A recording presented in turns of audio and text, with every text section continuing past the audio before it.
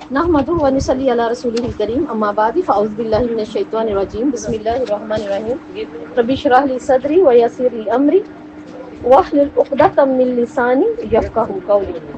سورہ نساء مدنی سورت۔ اب ہمیں مدنی اور مکی صورتوں کا کیسے معلوم ہو سکتا ہے؟ ایک تو اس کی آسان صورت یہ ہے کہ جو ہجرت سے پہلے نازل ہوئی وہ مکی تھی، جو ہجرت کے بعد ہوئی وہ مدنی تھی۔ لیکن ان کا ایک اور سٹائل بھی ہے، اور وہ کیا ہے؟ جب آپ کے پاس مکی صورتیں آئیں گی تو مکی صورتوں کی پہچان یہ ہے کہ ایک تو یہ کل سے سٹارٹ ہے، کلہ سے سٹارٹ ہوں گی، ٹھیک ہے، کلہ سے سٹارٹ ہوں گی مکی، ٹھیک، اور ان کے اندر شدت کا انداز ہوگا مکی صورتوں کے اندر۔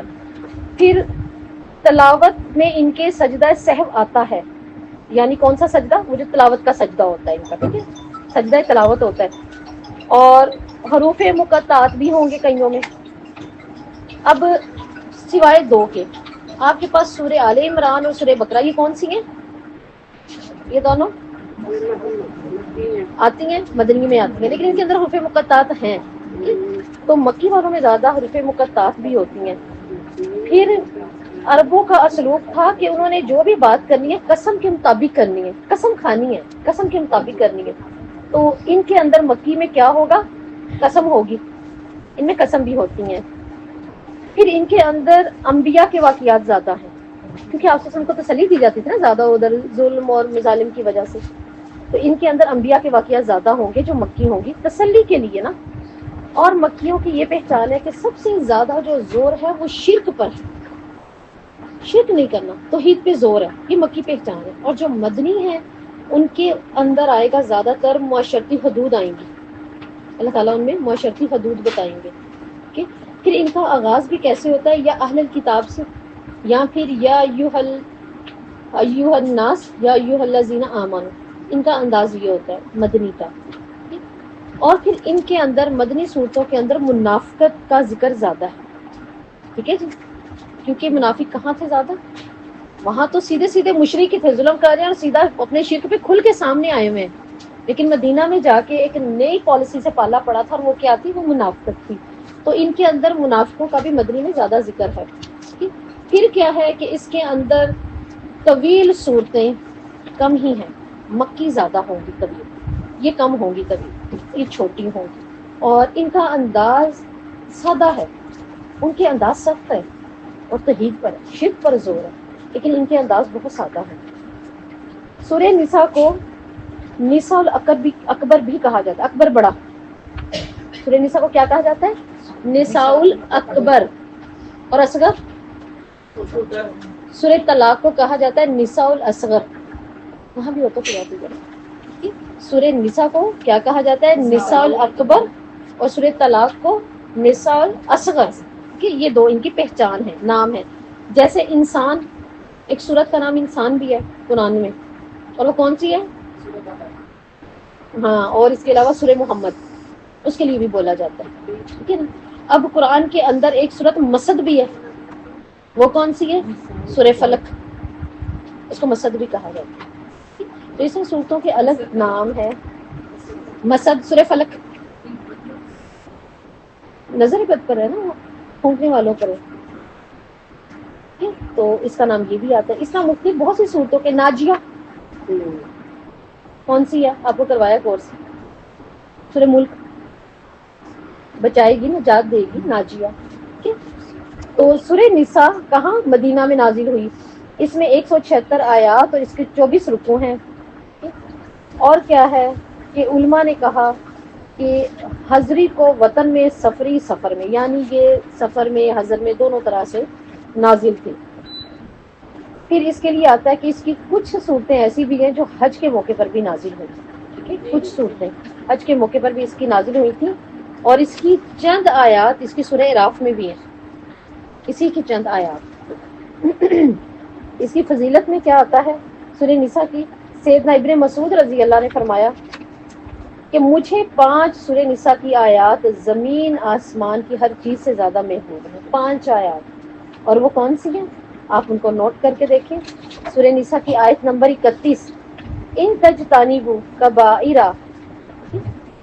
آیت نمبر 31، اگر تم چھوٹے گناہوں سے بچو یا بڑوں سے بچو تو باقیوں سے تو اللہ تمہیں بچا ہی لے گا، اور ان قریب وہ تمہارے سارے گناہ معاف کر کے تمہیں جنت میں داخل کر دے گا۔ سورہ نساء کی آیت نمبر 31۔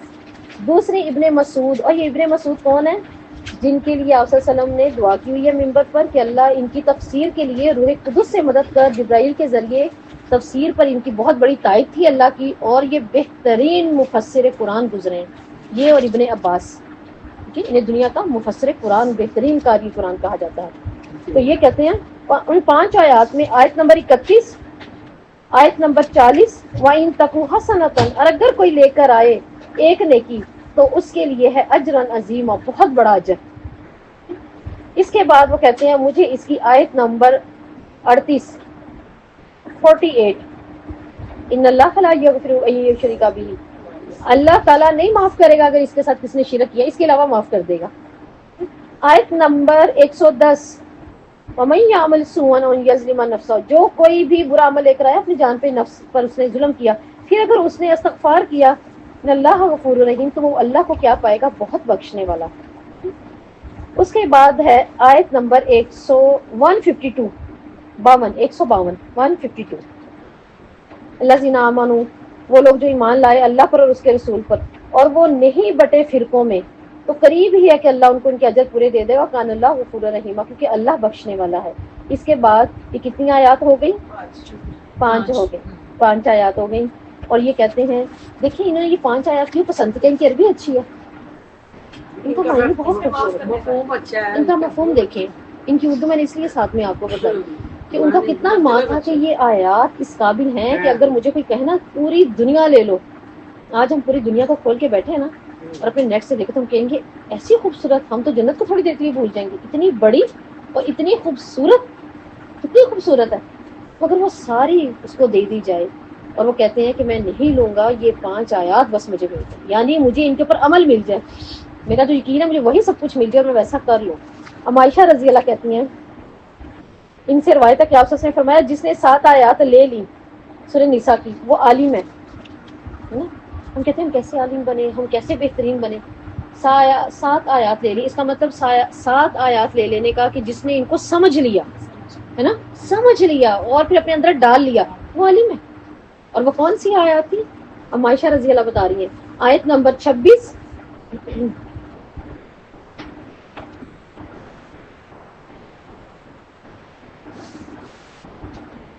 آیت نمبر 28، آیت نمبر 27،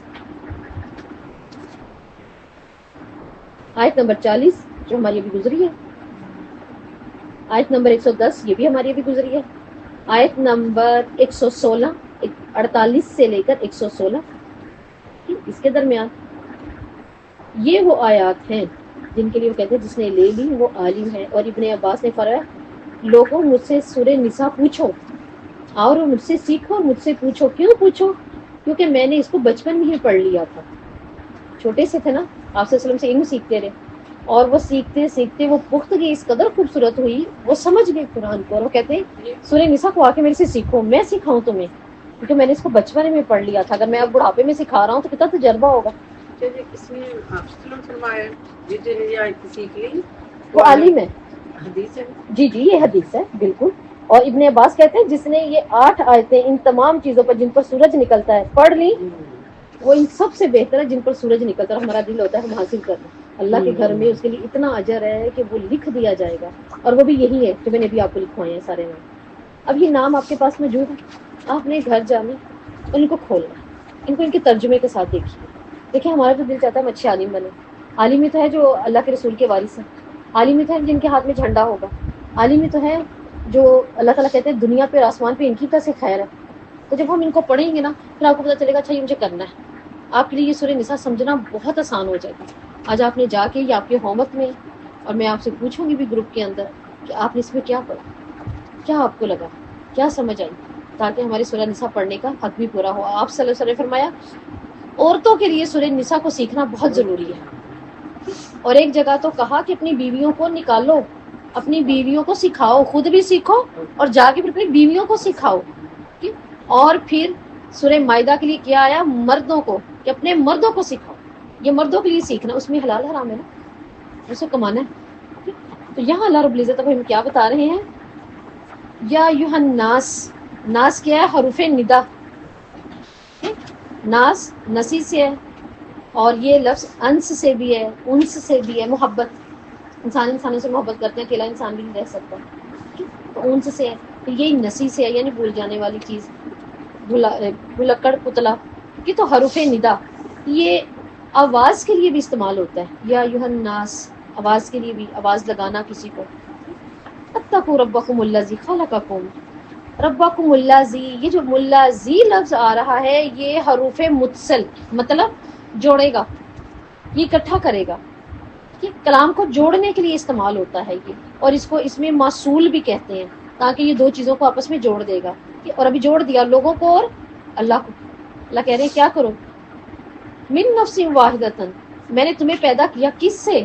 کون سی ایسی چیز سے جس سے پیدا کیا اللہ تعالیٰ نے؟ واحد نفس سے، ایک جان سے میں نے تمہیں پیدا کیا ہے.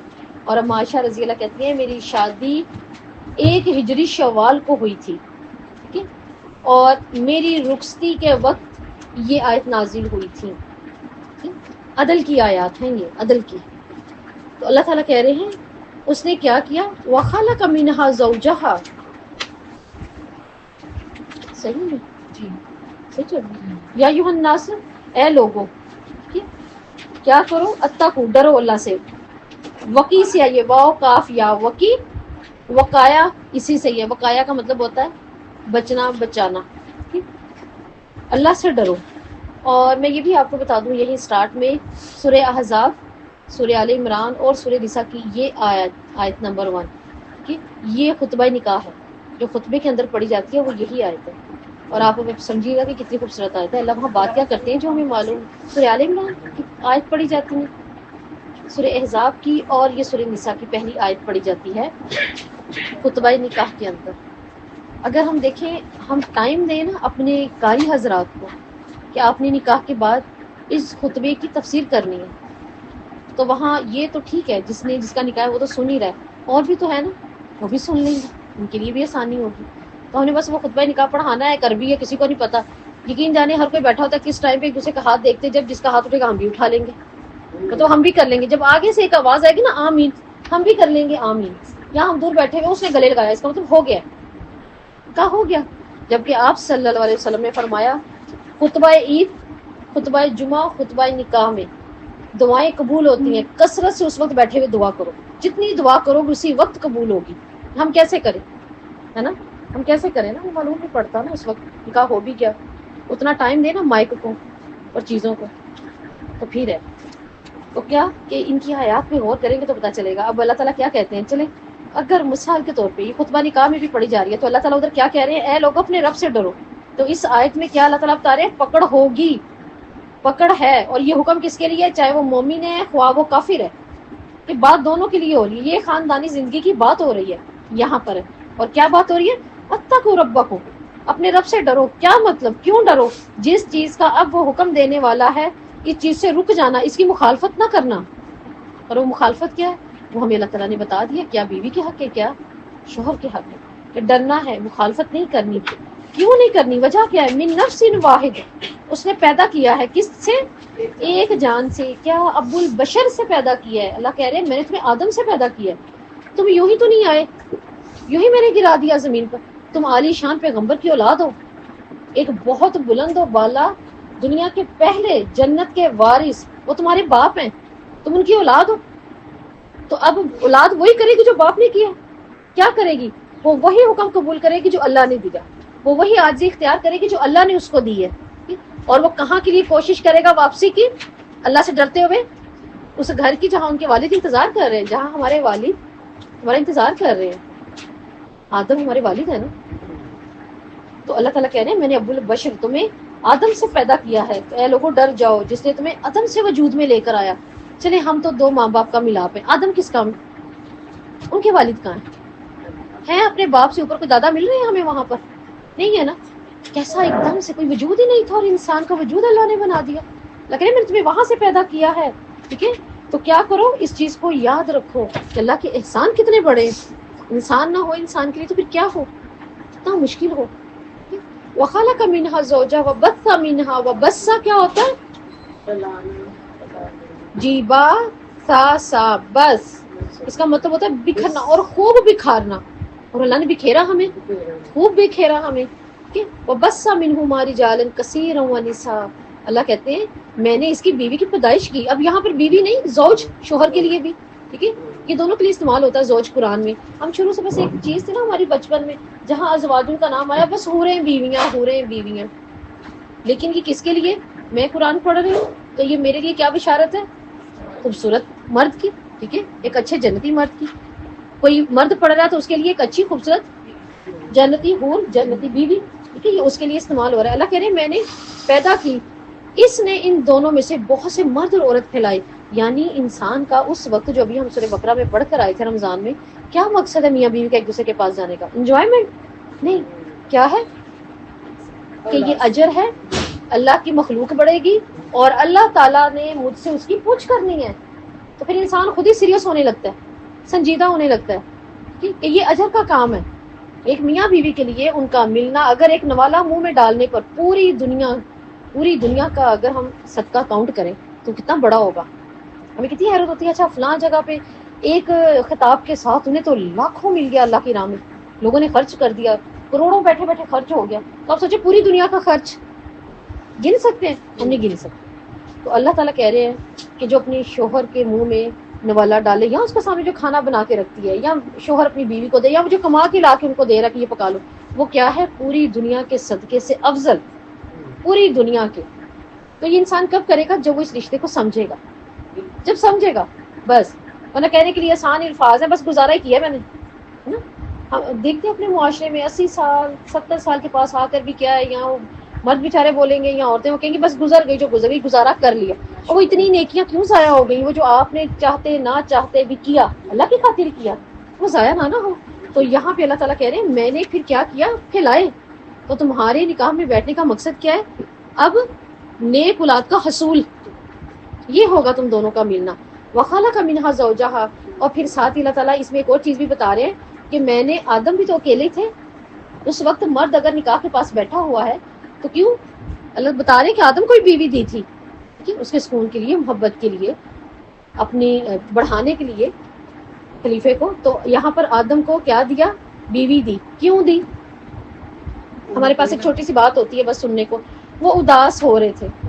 اللہ تعالیٰ کہتے ہیں جنت میں نہ اداسی ہے, ٹھیک ہے, نہ ہی کوئی مطلب آپ کہہ رہے ہیں کہ پریشانی ہے, نہ ہی تنہائی ہے, وہ تو ایسی جگہ ہے. تو انہوں نے کیوں ہونا تھا اداس پھر رہے ہیں؟ انہیں تو دیکھیں معلوم ہی نہیں انسانی تعلقات معاملات کے ہیں اگر اس وقت اللہ کے حکم سے, تو انہیں کس صورت کی یاد آ رہی تھی جو اتنے اداس ہو رہے تھے, ہے نا. تو یہ ہم جو سن لی بنی اسرائیلی روایات ہوتی ہیں نا, وہ اداس تھے, ان کو اللہ نے دیکھا اتنے اداس پھر رہے ہیں, پھر اس سے پہلے انہوں نے کون سا دیکھ لیا تھا دل نہیں لگ رہا, ہے نا.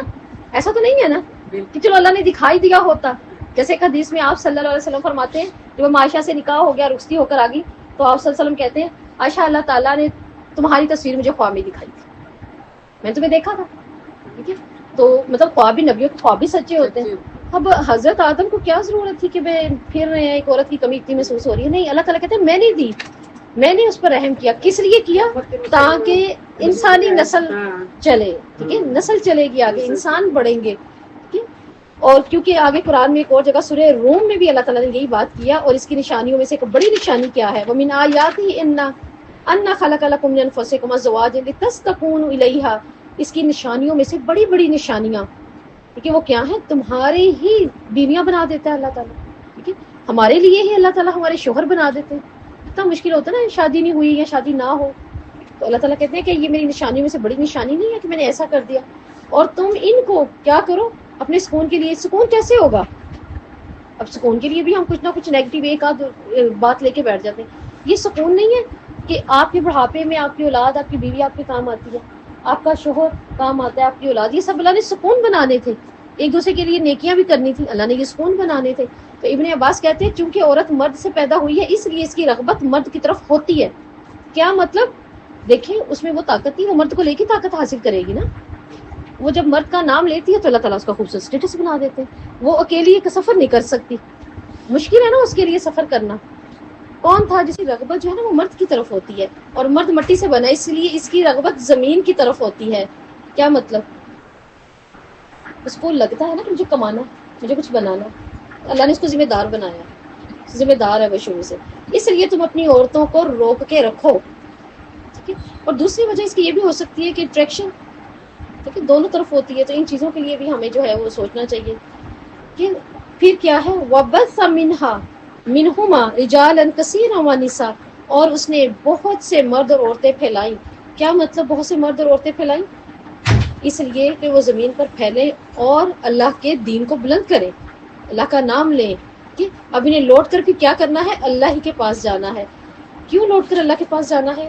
یہاں پر دیکھیں اس آیت کے اندر ہمیں کیا بات معلوم ہو رہی ہے. اللہ تعالیٰ نے ساری انسانیت کو خطاب کر کے پہلے تو اپنے تقوی کی دعوت دی سب سے پہلے. تو اگر کوئی خطبہ نکاح بھی سن رہا ہے تو سب سے پہلی دعوت کیا ہے؟ انہی دو کے لیے وہ جو اپنی زندگی میں داخل ہونے لگے ہیں. بہت بڑی بات ہے نا، چھوٹی سی بات تو نہیں ہوتی. تو اللہ نے سب سے پہلی دعوت تو دی ہے تقوی کی. اس کے لیے دلائل کیا دیے ہیں یہاں پر؟ اللہ نے ہی تمہیں پیدا کیا، ڈرو. سب سے پہلے تو اللہ نے پیدا کیا. یہ سب کچھ اپنے ہاتھ میں نہ لینا، یہ خاندان، یہ ایک دوسرے کی عزتیں پامال کرنا، یہ اپنے ہاتھ میں نہیں لینا. دوسری بات اللہ تعالیٰ کیا کر رہے ہیں اس کے اندر، کیا دلائل دے رہے ہیں جو تقوی کی دعوت ہے؟ کہ میں نے تم سب کو ایک جان سے پیدا کیا، ایک جان سے، اور وہ ایک جان میرے پیغمبر ہیں اور وہ میرے پاس موجود ہیں، ٹھیک ہے.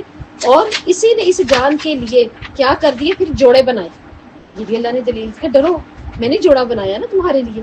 پھر ان دونوں سے بہت سے مرد اور عورت دنیا میں پھیلائے.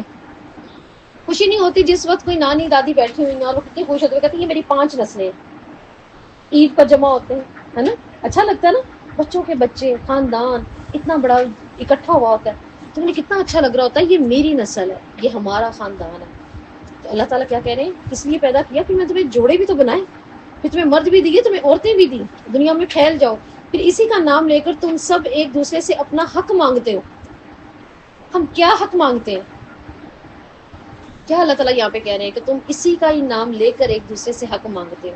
ہم رشتے نہیں مانگتے، ہم رشتہ لینے جاتے ہیں.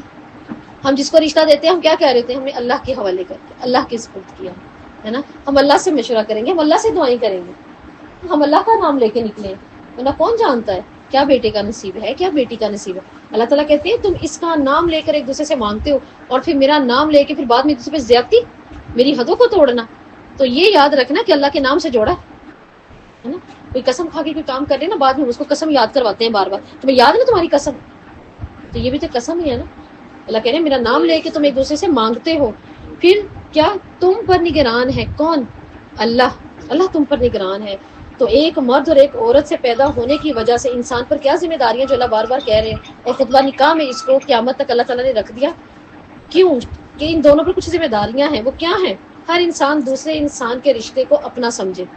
اب دیکھیں جب تک میاں بیوی ایک دوسرے کو اپنا نہیں سمجھیں گے نا، بات نہیں چل پاتی، گاڑی نہیں چل پاتی، ہے نا. وہ اس طرح سے نہیں ہے.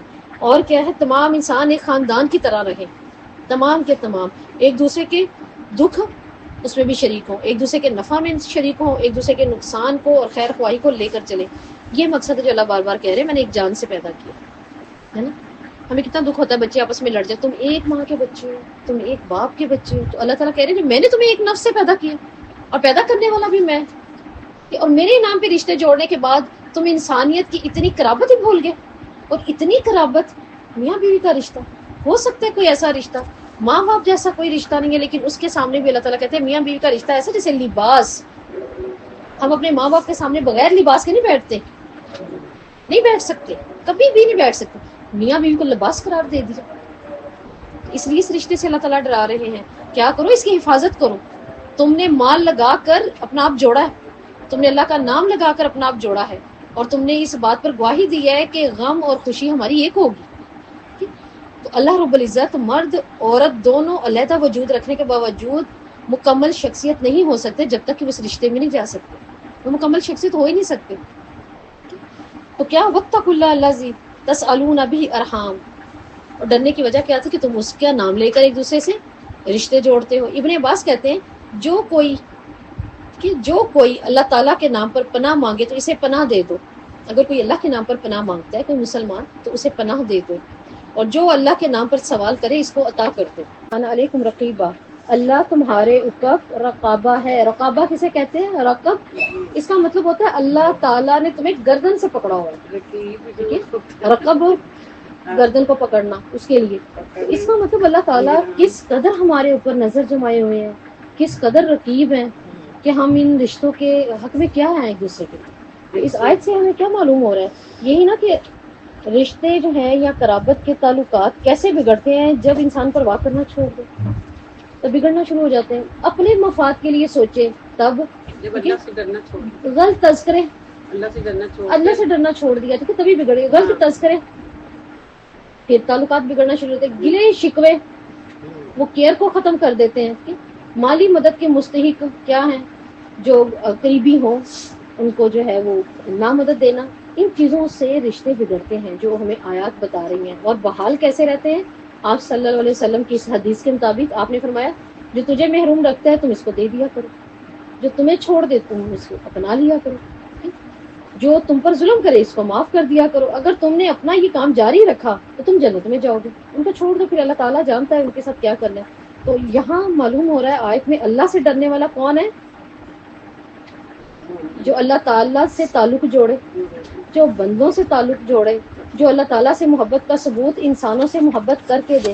دیکھیں ہم کہتے ہیں اس سے بہتر ہے ہم کسی کو نہ بلائیں, ہم کٹ کے بیٹھ جائیں, نہ بلائیں گے نہ ملیں گے.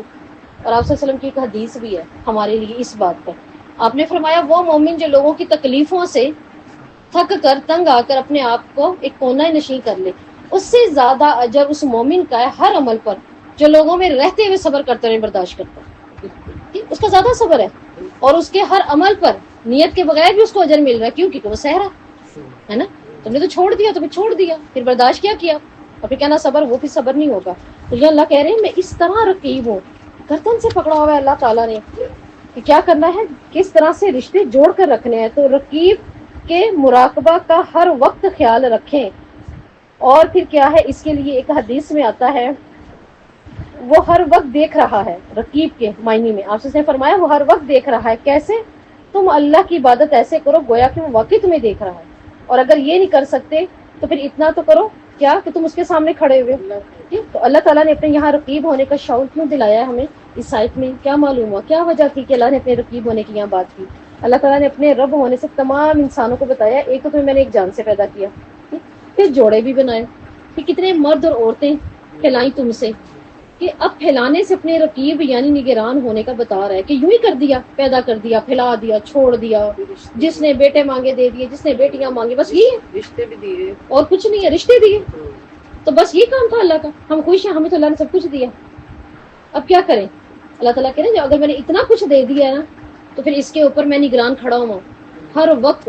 دیکھیں ہمیں جب کسی کو بہت غور و فکر کروانا تو ہم کیا کرتے ہیں, غور سے دیکھیں کیا پکڑتے ہیں اس کی, غور سے آنکھیں کھول کے. اللہ تعالیٰ ہمیں یہاں رقیب ہونے کی بات سمجھا رہے ہیں. کیوں سمجھا رہے ہیں؟ یوں ہیں ہم اللہ کی نظر میں, اور ہم یہیں پر ہی بھولے ہوئے ہیں اس کا رقیب ہونا. وہ رشتہ جب ہوتے ہوئے ہمارے درمیان, آج میں سوچتی جب ہمارے نکاح ہوئے ہوں گے تو کیا ہمارے لیے کوئی نئی آیتیں پڑھی گئی تھی؟ یہی تھی, یہی باتیں تھی نا اس وقت. تو اللہ کتنا رقیب تب سے اب تک.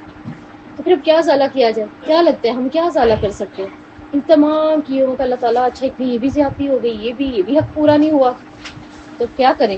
ہر وقت تو نگران ہے, تو نے تو گردن پکڑی اور تو بہت جلدی پکڑے گا بھی. تو اس کے لیے کیا ہے کہ پھر اپنے رب سے توبہ کی جائے. اپنے رب سے کیا کہا جائے, اللہ تعالیٰ تو کیا کرتا ہے؟ تو کہتا ہے میں انسان کی کمزوریوں کو دیکھتے ہوئے اس کی اجر بڑھاتا ہوں کہ بس یہ یہاں تک کر رہا ہے, اس کے آگے نہیں کر سکتا, یہی کافی ہے. اس کو اللہ تعالیٰ خود ہی وہ ایک لے کر آتا ہے اپنی کمزوری سے, اپنی پریشانی سے ایک لے کر آتا ہے عمل. یہ اللہ کا وعدہ ہے. اللہ کہتے ہیں میں خود ہی اس کو 50 بنا دوں گا. تو اللہ جو کمیاں ہم سے ہوئی ہمارے اس حق میں جس کے نام پر ہم نے سوال کیا اور اس سے جڑے, پھر ہم جب جڑے تو کتنے مرد اور عورتیں پیدا کی. اللہ تعالیٰ وہ کام تو نہیں ہوا, آپ کیا کریں؟ اللہ تعالیٰ تو ہمیں معاف کر دے, اور اب تو ایسے چن لے اس رشتے کو اپنے نام پر جیسا ہم نے جس نیت سے جوڑا تھا. یہ جڑیں گے, خوشحالی, زندگی, اللہ اور اس کے رسول کی حدیں. کیوں شادی کی جاتی ہیں؟ بچہ برائی سے بچا رہے, بچی برائی سے بچی رہے, یہ مقصد بھی تو ہے نا. تو پھر وہ سارے حق, اگر آنکھوں سے کوئی خیانت ہو گئی ہے تو بھی پھر اللہ سے معافی, اللہ خیانت ہو گئی, حالانکہ تیرے نام پہ رشتہ تو سامنے والے کا ہی لیا تھا, ایک عورت کو مانگا تھا, ایک مرد کو, لیکن یہ خیانت ہو گئی. اور وہ کیسے ہو گئی؟ اللہ مجھے معاف کر دے جس کی جیسے بھی کوئی خیانت ہو گئی ہے. تو یہاں اللہ تعالیٰ بتا رہے ہیں دیکھو جسے پیدا کیا وہ پیدائش کے عمل سے ہی تمہارے اوپر نگران تھا. یہ اللہ کہے نا میں نے پیدا کیا, پہلی بات تو اللہ نے یہ کی ہے پیدا تو جب تم پیدا ہوئے تھے، رشتہ جڑنا تو بعد کی بات تھی نا، آگے 30-25 سال میں، تب سے نگران ہوں. اور جس نے جوڑا وہ اس عمل پر بھی نگران تھا، ابھی جو عمل چلا تمہارا جڑ جانے پر. اور جس نے رشتہ داریاں بنائی وہ رشتوں کے بننے پر بھی اس وقت نگران تھا. اب جب کہ رشتہ داریاں وجود میں آ گئیں تو کیا وہ تمہارے رشتے اور تمہارے کیوں سے ہٹ گیا؟ اب اس کی نظر میں کچھ نہیں ہے.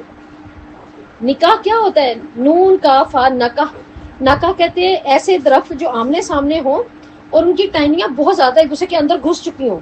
ہوتے نا ایسے درخت گھس چکے ہیں اندر، شاخیں آپ ان کو الگ نہیں کھینچ کے کر سکتے، وہ اس قدر اندر جا چکے ہیں. ان کو کہتے ہیں نکاح، اس درخت کے پورے جھنڈ کو. تو جس وقت نکاح ہوتا ہے تو کیا ہوتا ہے؟ ایک خاندان دوسرے خاندان کو کیسے جڑ جاتے ہیں، ان کی ہر خوشی کے اندر چلے گئے، ہر غم میں چلے گئے، اور ہر وقت ایک دوسرے کی پہچان ہے جہاں بھی ملیں گے. تو یہ کیا ہوا؟ نکاح. یہ ہے نکاح. تو یہاں پھر دو لوگوں کی بات تھوڑی ہے میری مرضی میری مرضی، یہاں تو خاندان ہے اور پھر اللہ کی نگرانی ہے. تو اللہ کا ڈر ہی انسانی تعلقات کو صحیح کر سکتا ہے، اسی لیے اللہ نے ہمیں ڈرایا پہلے اور صحیح کیا. اگر ہم نہ ڈرتے تو شاید ہم خاندانی اس طرح سے لے کے نہیں چل پاتے. اللہ کا ڈر واقعی ہر کامیابی کی راہ ہے. تو اللہ تعالیٰ ہمیں یہی بتا رہے ہیں نا کہ اللہ کے نام پر کسی کو واسطے دے کر جب ملتے ہو، کیونکہ اس وقت وہ نگران تھا تو کیا اب وہ نگران نہیں ہے؟ وَآتُوا الْيَتَامَ أَمْوَالَهُمْ. اب اللہ تعالیٰ یہ بات کرنے کے بعد کیا بتا رہے ہیں؟ یہ تو وہ حق تھا جو کس کا تھا؟ میاں بیوی کا، ٹھیک ہے، رشتہ داریوں کا. اب ان تعلقات کے اندر ایک کمزور تعلق بھی ہے، اور وہ کمزور تعلق کون سا ہے؟ یتیموں کا. اللہ تعالیٰ کہہ رہے ہیں وَآتُوا الْيَتَامَ. ٹھیک ہے، یتم کس کو کہتے ہیں؟ یا تامیم یتم. اچھا، در موتی کو کہتے ہیں نا، در صدف سیپ اور اس کے اندر موتی، یہ در اس کو کہا جاتا ہے. اور بہت سے موتی نکلتے ہیں لیکن نایاب موتی ہمیشہ ایک ہوتا ہے، ورنہ 20 بھی نکلیں گے، 50 بھی نکلیں گے، لیکن ایک بہت مشکل سے نکلتا ہے اور وہ ہوتا بھی بہت گہرائی میں جا کے. اس کو لینے کے لیے بھی جو ہے نا بڑی کوشش اور محنت ہوتی ہے. اس کا نام ہے درہ یتم. ایک سیپ کے اندر ایک موتی.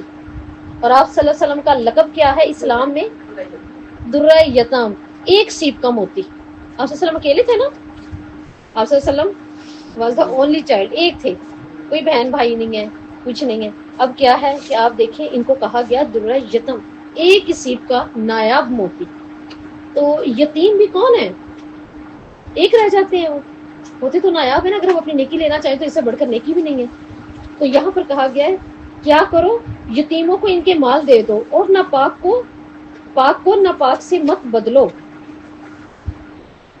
اب یہاں اللہ تعالیٰ جو ہمیں چیز بتانا چاہ رہے ہیں وہ کیا بتانا چاہ رہے ہیں کہ یتیم ہر اس آدمی کو کہتے ہیں جس کا باپ وفات پا چکا ہے. اور وہ یتیم کس وقت ہے؟ جب تک وہ اپنی سن بلوغت کو نہیں پہنچا، ٹھیک ہے، تب تک وہ یتیم ہے. اور اگر کوئی بالغ ہے، اپنی سمجھ کو ہے، اپنی آزمائش کو جان پہچان رکھتے ہیں، ان کے والد فوت ہو گئے، پھر ہم یہ کہیں گے یہ یتیم ہے. یتیم جب تک بالغ نہیں ہوگا. اور جیسے میں اکثر کہتی ہوں نا کہ ہمارے نانا دادا یہی کہتے ہوئے فوت ہوئے ہیں، ہم یتیم ہیں، کر لو جتنا ظلم کرنا ہے. نانی کچھ کہتی تھی، کر لے میں یتیم ہوں.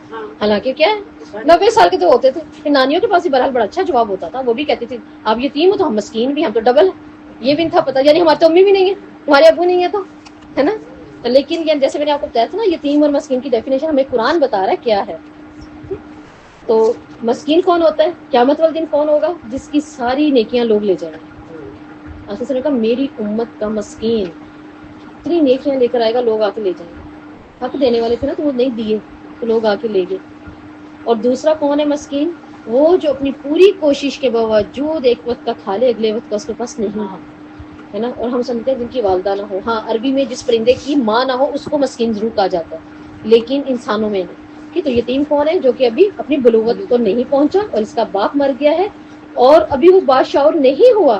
جب نہیں ہوا تو اللہ تعالیٰ کہہ رہے ہیں پھر کیا کرنا ہے؟ اس کے مال اس کے حوالے نہیں کرنے. ابھی چھوٹے بچے کو اس کا مال، اس کی پراپرٹی دے سکتے ہیں؟ نہیں دے سکتے جب تک کہ وہ آزمائش کو نہ پہنچے. آزمائش مطلب جب تک وہ خیر اور شر کی پہچان کو نہیں پہنچتا، اس کو معلوم نہیں. وَلَا تَتَبَدَّلُوا خَبِيثًا. اور کیا کرو؟ ناپاک کو پاک سے نہ بدلو. ایک تو یہ ہمیں معلوم ہو رہا ہے اس حدیث سے کہ ان کے مال ملائے جا سکتے ہیں، ایک تو یہ. لیکن کس صورت میں نہیں ملائے جا سکتے؟ اس صورت میں دیکھیں جب مال مل جاتا ہے نا تو تب کیا ہوتا ہے یہ دیکھنا مشکل ہو جاتا ہے کہ ہاں اس کا کتنا تھا، اس کا کتنا تھا. تو مل گیا نا، آپ بنا لیں اپنی جو کہانی ہم نے بنانی ہے بنا لیں. تو مال کے معاملے میں، اور دوسرا اس میں علماء یہ بھی کہتے ہیں کہ ان کے لیے جیسے مثال کے طور پر ان کے والدین فوت ہوئے ہیں، یا ان کے پاس ان کی کوئی چیز آئی ہے، میرے پاس کوئی چیز آئی ہے کسی یتیم کی، ٹھیک ہے، اب میں نے آگے دینی ہے، میں کہوں یہ بہت خوبصورت سوٹ ہیں، 5 سوٹ ہیں، بہت خوبصورت ہیں ان کے پرنٹ، جبکہ میرے پاس 5 ہیں اپنے، لیکن پرنٹ ان کے خوبصورت ہے، ٹھیک ہے، جبکہ ہو سکتا ہے جو میرے پاس ہیں وہ قیمتی سوٹ ہے اس سے زیادہ، بس مجھے کیا ہو رہا ہے، یہ پرنٹ میرے پاس نہیں ہے، یہ پرنٹ خوبصورت ہے، تو کوئی بات نہیں، وہ اس سے بھی مہنگے، یہ 1000 روپے والا ہے، وہ 5,000 کے 5 سوٹ ہے، میں وہ رکھ دیتی ہوں، یہ کیوں، میں نے دے تو دیا نا، بدل تو کر دیا نا میں نے اس کا، یہ نہیں کرنا، یہ بھی علماء کہتے ہیں بدلنا ہے پاک سے ناپاک، کیوں، میں وہ پسند آ گئے، پسند تو آ گئے نا، چیز ان کی تھی، تو اس وقت پھر کیا کیا، یہ گناہ کیا، یہ غلط کیا، تو اس کی چیز ہوگی، ہم سوچیں چلے اسی کا ہی تو بدل ہے، سوٹ ہی تو ہے، یہ جرسی پیاری ہے، میری بھی پیاری ہے اور مہنگی بھی ہے، چلو یہ میں رکھ لیتی ہوں، یہ اس کو دیتی ہوں، اس کا ہی تو بدل ہے، یہاں تو اس کی اجازت ہے، یہاں تو اس کو معلوم ہے، پھر نہیں، ورنہ نہیں، یوں بھی نہیں بدل سکتے، اس کا مطلب صرف یہ نہیں ہے کہ ہم اچھی چیزیں، بعض اوقات اچھی چیز لے لی، اس کی جگہ دوسری جو اچھی نہیں ہے وہی رکھ دی کھلے الفاظ میں، ٹھیک، تو یہاں اللہ تعالیٰ منع کر رہے ہیں ان کے مالوں کو اس طرح سے اپنے مالوں میں نہیں ملانا، وَلَا تَأْكُلُوا، اور تم کیا کرو، اپنے مالوں کے ساتھ ان کے مال نہ ملاؤ، یتیم کا مال اپنے مال کے ساتھ ملا کر کیسے کھایا جاتا ہے، کس طرح،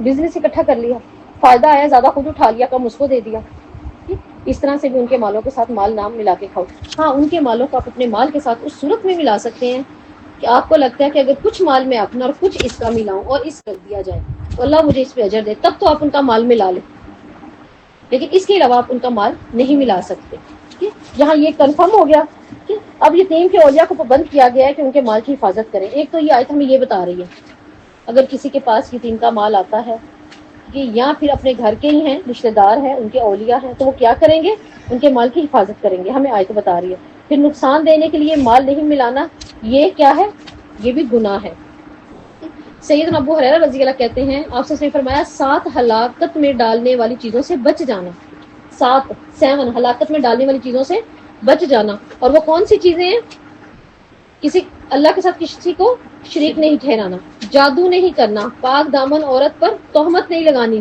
جہاد سے نہیں بھاگنا، سود نہیں لینا، اور یتیم کا مال بھی نہیں کھانا، یتیم کا مال کھانا بھی ہے نا، اللہ تعالیٰ ہمارے معاشرے کی اصلاح کرے، اللہ ہماری اولادوں کی، ہماری نسلوں کی ایسی اصلاح کرے، کبھی بھی کسی یتیم کا حق ان کے نہ مال سے نہ نکلے اور نہ ہی ہمارے سے نکلے، اللہ ہمیں ایسا امانت والا بنا دے، اللہ ہماری خیانتوں کو معاف کر دے۔ پھر اگر تمہیں ڈر ہو یتیموں کے حق میں انصاف نہ کر سکو تو دوسری عورتوں میں سے جو تمہیں پسند آئیں، 2 3 4 کے ساتھ نکاح کرو، سو اگر تم ڈر ہو تو تم عدل نہ کر سکو تو ایک ہی سے کر لو۔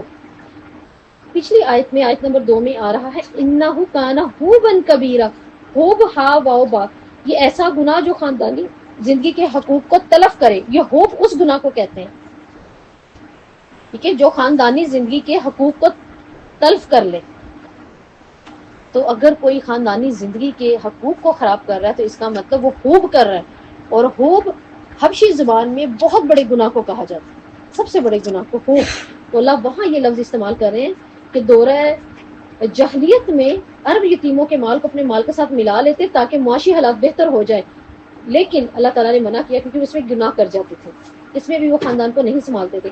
پھر اللہ رب العزت کیا کہہ رہے ہیں اب ان کے لیے کہ تم کیا کرو، مرد کی ضرورت شادی، اور اس کے لیے کیا کہا جا رہا ہے، تم کیا کر لو، وَإِنْ خِفْتُمْ أَن تُقْسِطُوا یتاما، اگر تمہیں کیا ہو، کاف سین تا کسر سے، اگر تمہیں ڈر ہو کہ تم کیا نہیں کر سکو گے، انصاف نہیں کر سکو گے، فل یتاما، کن سے، یتیم لڑکیوں سے، جی، ہوتا یہ تھا کہ یہ یتیم لڑکیوں سے شادی کر لیتے، کن وجوہات پر، 2 وجوہات پر، ایک تو یہ تھی کہ مال باہر نہیں جائے، رغبت نہیں ہے بس مال باہر نہ جائے، تو جب رغبت نہیں ہے تو آگے رشتہ کیسے گزرے گا، ہے نا، نہیں گزرے گا نا، اس کا مطلب بعد میں زیادتی ہوگی، وہ تو صرف مال کی خاطر تھی، کیونکہ ہم عائشہ کہتی ہیں کہ ایک شخص نے ایسا کیا کہ ایک اپنی بچی اس کے پاس تھی یتیم، تو اس کا ایک کھجور کا اپنا درخت تھا، لیکن اسے رغبت بالکل نہیں تھی، نہ پسند کرتا تھا، لیکن اس نے کیوں نکاح کر لیا جلدی سے، وہ درخت میں باہر جائے، پراپرٹی میں چلی جائے باہر، اس درخت کے ایک کھجور سے چاہے وہ 100 کھجوریں بنا لے،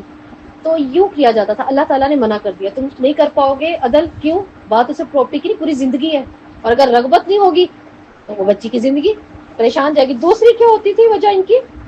اس کے حسن کی وجہ سے, خوبصورت ہے خود ہی کر لیتے ہیں. اور تیسرا ان کا کیا ہوتا تھا؟ کرنی ہی نہیں. کیوں نہیں کرنی؟ جو ہمارے ہاں بھی ہے رائج ایک چیز, جائیداد باہر نہ جائے. ہاں جی, ہماری پراپرٹی باہر نہ جائے. آج بھی ہماری بچیاں بیٹھی ہوتی ہیں نا, کس قدر وہ پریشان ہوتی ہیں, مشکلات کا ان کو سامنا کرنا پڑا تھا کہ کہیں یہ پراپرٹیز باہر نہ چلی جائے. تو اللہ کہتے ہیں اگر تمہیں یہ شک ہے تو ٹھیک ہے, تم ایسا نہ کرو. باقی تم کیا کرو کہ شادیاں کر سکتے ہو.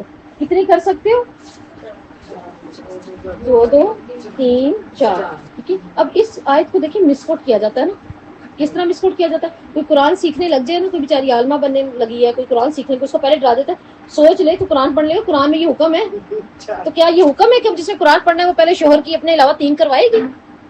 یہ کیا ڈراوا ہے؟ تو بیچارے قرآن ہی نہ کھولے. کیا اچھا یعنی میں نے پڑھ لیا اس کا مطلب مجھے فرض ہو جائے گا؟ نہیں, ایسا کچھ نہیں ہے. اللہ نے تو فرض کیا ہی نہیں, اجازت دی ہے, اجازت دی ہے. ہم پڑھتے نہیں ہیں. ہاں جی, ہم پڑھتے نہیں ہیں تو ہم اس چیز کو کیا کرتے ہیں؟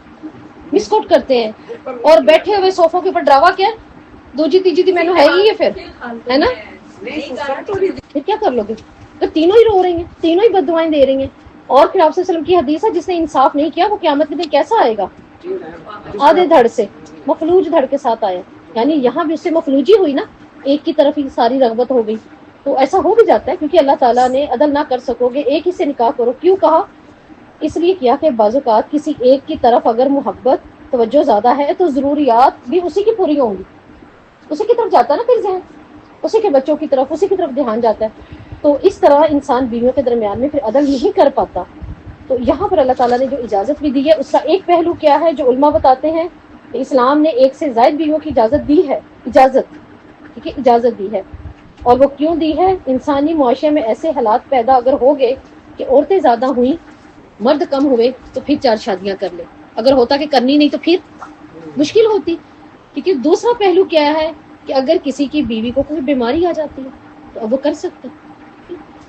پھر رکھ تو وہ 4 سکتا ہے, پوری زندگی میں وہ 20 شادیاں کرے, کوئی مسئلہ. لیکن کس صورت میں؟ اگر 4 میں 4 جا رہی ہیں, چھوڑ دی, چلی گئی, کہ فوت ہو گئی, کہ چھوڑ دی, رکھ وہ 4 ہی سکتا ہے, چاہے شادیاں اس نے 20 کی ہوئی ہوں. ٹھیک ہے نا, ایٹ اے ٹائم وہ صرف اور صرف 4 رکھ سکتا ہے. یہ تو اللہ تعالیٰ نے ازواج کی یہ تعداد میں جو فائدہ بھی بتایا, وہ بھی کیوں بتایا؟ صرف اس لیے کہ عورتوں کی عزتوں کے محفوظ ہونے کے لیے, کہ بیویوں کا بھی بڑھ جانا, اس لیے اللہ نے یہ حکمت رکھی. ٹھیک ہے, اور عورت کو پھر ایسے مواقع فراہم ہو کہ اس کے ساتھ بھی اچھا سلوک ہو. وآخر دعوانا الحمد للہ رب العالمین.